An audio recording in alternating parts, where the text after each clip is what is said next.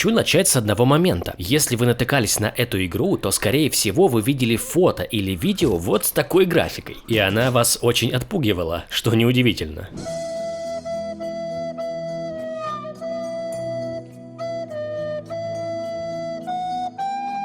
Сейчас все совершенно по-другому. И в этом обзоре мы разберемся, насколько все стало лучше. В индустрии VR очень много игр, которые не поймешь, хорошие они или плохие, пока сам не поиграешь. Горн как раз одна из них. По трейлеру тоже не особо понятно. Выглядит очень любопытно, но есть куча причин, почему игра может быть плохой. В этом обзоре я покажу вам всю игру изнутри и разберу ее по пунктам. Сюжет, геймплей, графика, звук и технические характеристики. С вами Ген VR, и давайте узнаем, стоит ли играть в Горн в 2023 году. Игру сделала студия Free Lives. Горн — их первый VR-проект. До этого они делали обычные игры, некоторые странные, очень странные. Сюжета в игре как такового нет, но структура чем-то напоминает фильм «Гладиатор». Вам тоже придется одолеть локальных боссов и победить Цезаря. Да, по ощущениям кажется, что, например, Blade and Sorcery или Gladius больше подходит на то, что было в фильме. Но Горн, хоть и визуально очень сильно отличается, по своему геймплею атмосферу гладиаторских боев передает очень хорошо. Особенно если посмотреть фильм «Гладиатор» и потом поиграть в Горн, то вообще, вау, чувствуешь себя освободителем Рима. Что, хотите еще? Вы еще не развлеклись? Каждая дверь — это новый уровень на арене, где в конце вам надо победить босса. Побеждая боссов, вам будут открываться новые этажи. В конце вам нужно свергнуть Цезаря и справиться с той трэшаниной, которая вас ждет. Ну или с художественным артхаусным замыслом, как больше нравится. Об этом мы поговорим чуть позже. Поначалу думал, что сюжет как-то связан с тем стариком в начале, но он там так и останется. Так или иначе, таким играм особо сюжет не нужен, так как весь интерес кроется в самом геймплее. И как раз к нему мы и переходим. Геймплей вызывает целый спектр эмоций. Он впечатляет, забавляет, шокирует, отталкивает, и местами это делает одновременно. Первое, что бросается в глаза, это то, что оружие ведет себя как желе. Сколько играл, так и не понял, минус это или плюс, но привыкнуть к этому точно можно. Сами сражения очень неплохо сделаны. Ты прям ощущаешь удары по врагам, особенно когда отбиваешь удары. В этот момент срабатывает эффект замедления, что придает еще больше погружения в процесс. Такой же эффект срабатывает, когда кто-то решающим попаданием погибает. А если в этот момент ты сражаешься с толпой, то уже чувствуешь себя не просто гладиатором, а настоящим спартанцем.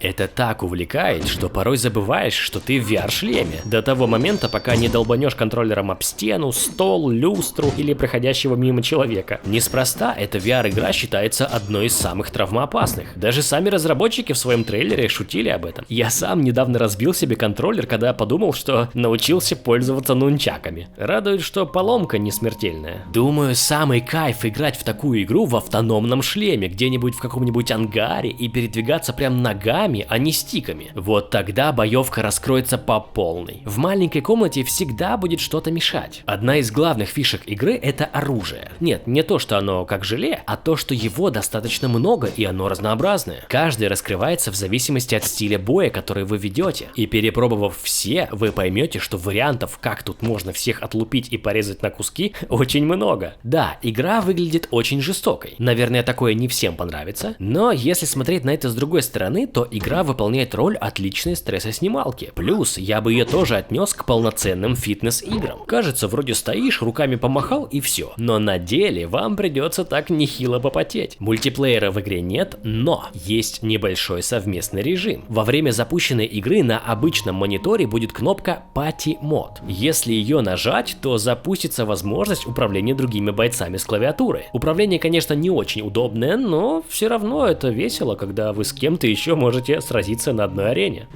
Графика в игре хоть и мультяшная, но очень приятная. В ранних версиях все текстуры были очень трэшовые. В итоге игра заметно преобразилась. Еще можно заметить некоторые необычные художественные решения. Например, то, что зрители, смотрящие бои, это просто огромные головы. Возможно, это какая-то метафора или аллегория. Так и не понял, что хотели сказать авторы. Может, у вас есть идеи по этому поводу. Но когда эти головы в финальной битве стали летать повсюду и нападать, я вообще не понимал, как на это реагировать. Умрите! Звук в игре еще больше погружает в атмосферу происходящего. Все эффекты очень круто подзвучены. А если вы дойдете до конца, то услышите настоящий гладиаторский рэп. Я уже не знаю, куда лучше.